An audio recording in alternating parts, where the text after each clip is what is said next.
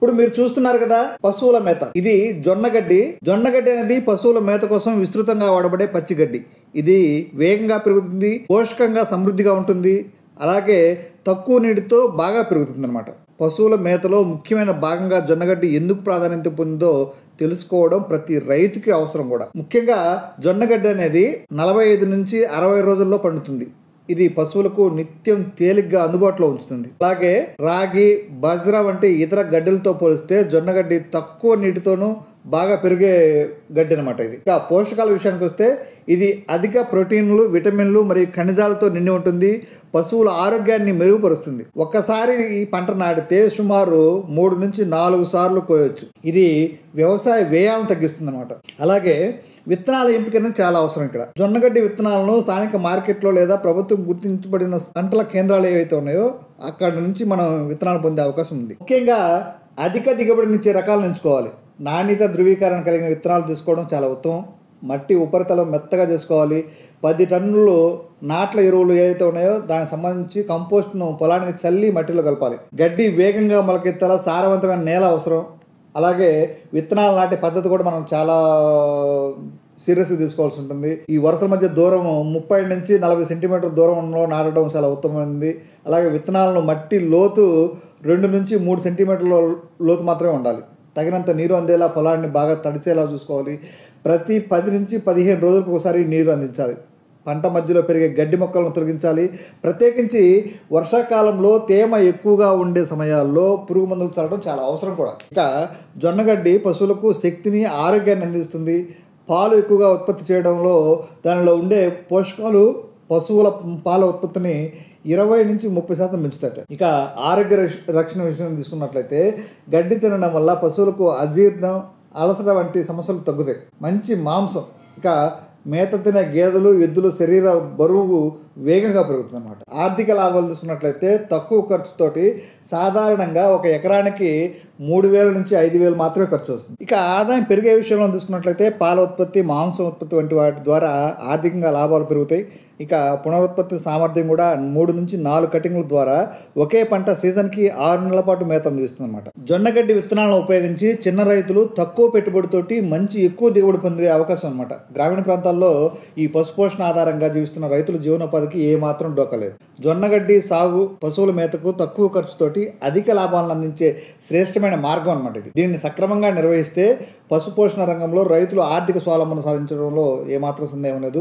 అలాగే భూమిని సమర్థవంతంగా ఉపయోగించుకోవడం, పశువుల ఆరోగ్యాన్ని మెరుగుపరచుకోవడం ద్వారా జీవనోపాధిలో కొత్త పుంతలు తొక్కడం అనేది పూర్తిగా పశుపోషకుల చేతుల్లోనే ఉంది, రైతుల చేతుల్లోనే ఉంది. ఇక పశువుల మేత కోసం ఉపయోగించే జొన్నగడ్డి విత్తనాల ప్రాధాన్యత, సాగు విధానాలు, నిర్వహణ పద్ధతులు, పశువుల ఆరోగ్యము మరియు వాటి ఆర్థిక లాభాలు ఇవన్నీ కూడా తక్కువ ఖర్చుతో అధిక దిగుబడి పొందేందుకు జొన్నగడ్డి ఎలా ఉపయోగపడుతుందో ఎప్పటికప్పుడు రైతు యూట్యూబ్ ఛానల్లో వివరించడం జరుగుతుంది. తప్పకుండా మన ఛానల్ సబ్స్క్రైబ్ చేయండి.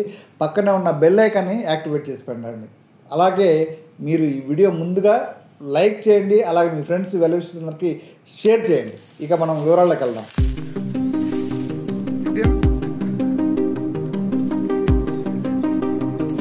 ఇది జొన్న ఇప్పుడు చూడలేదు పంట.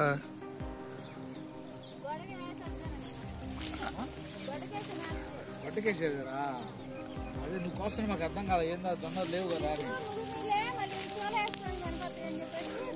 అంటే అంటే పశువులకి వేసుకోవడానికి. ఓకే, పశువుల మేతకి.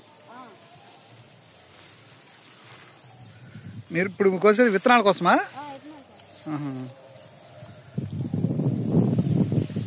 మాది యూట్యూబ్ ఛానల్ అమ్మా.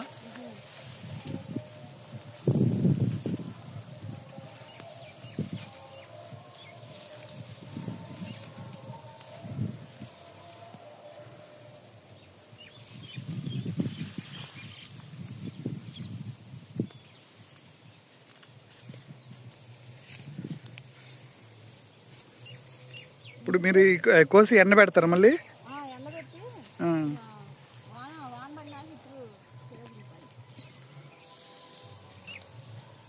ఇప్పుడు మళ్ళీ ఏమైనా ప్రాసెసింగ్ చేస్తారా?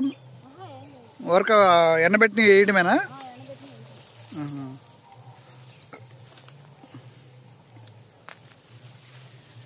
ఈ గడ్డి పేరు ఏంటి తెలుసమ్మా?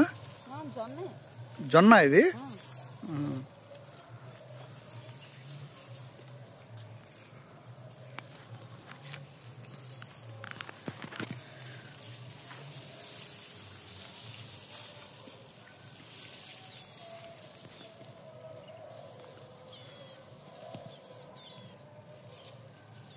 ఇప్పుడు మీరు ఈ విత్తనాలు ఎక్కడ తెచ్చారు? ఇవి ఎప్పటి నుంచో ఉన్నాయండి. ఇక నీళ్ళలాగా ఎండిపోయింది కదా, అందుకని విత్తనం చూసి నేల కొద్దామని చెప్పేసి ఉంచేసాం. ఓకే.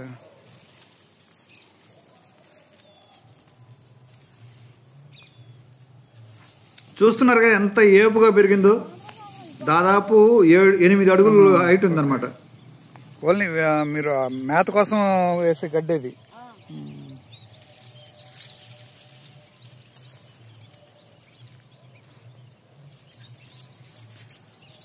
ఇప్పుడు మీ విత్తనాలు మీరు అమ్ముతారా లేకపోతే వాళ్ళు మీరు వేసుకోవడం? మీరు వేసుకోవడం కోసం. ఓకే.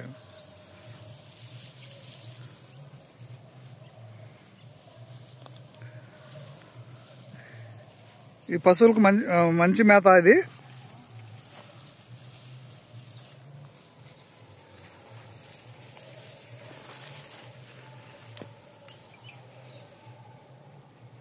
బహుశా చాలా మంది రైతులకి ఈ గడ్డి గురించి తెలిసి కూడా ఉండకపోవచ్చు నన్ను అనుకోవడం. అంటే కొంతమంది రైతులకి ఈ ప్రాంతంలో వేసిన రైతులు తెలిసి ఉండొచ్చేమో, కానీ ఎక్కువ మంది రైతులకైతే ఈ గడ్డి మీద అవగాహన ఉండకపోవచ్చు.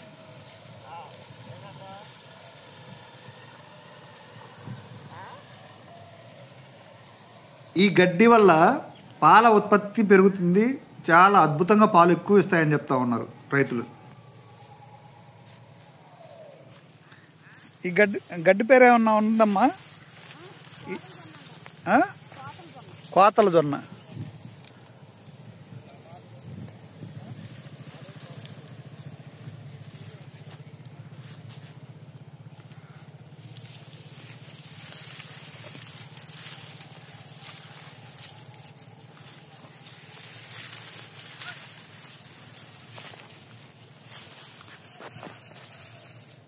ఇప్పుడు మీరు ఈ విత్తనాల కోసం ఉంచారా ఇవి?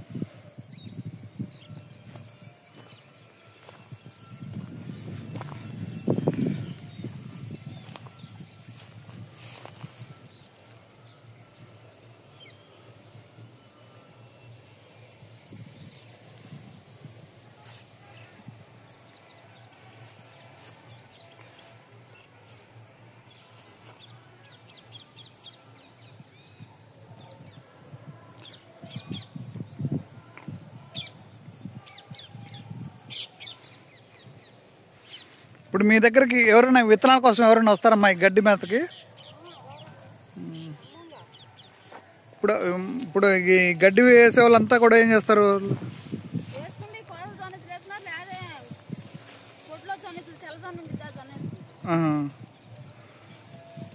ఇప్పుడు గేదెలు పాలు ఇవ్వడానికి ఎక్కువ రావడానికి బాగుంటుంది ఇది. అంటే ఇప్పుడు మామూలుగా ఈ పశువు ఇప్పుడు జొన్న పాలు ఎక్కువ ఇస్తాయి, ఇదిగా ఎక్కువ ఇస్తాయి? తెల్ల జొన్న ఎక్కువ. ఓకే.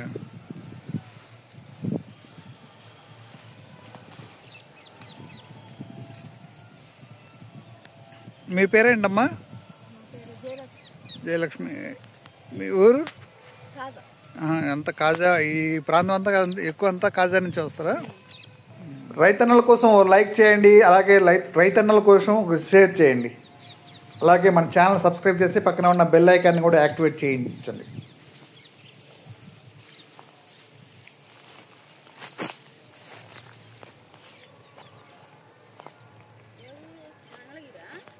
మాది గుంటూరు అమ్మా, మేము రిపోర్టర్ని.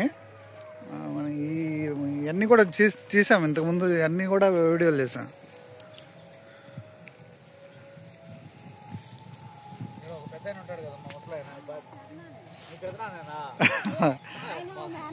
ఆయన అదే ఆయన కోసం చూసాను చాలాసేపు నుంచి.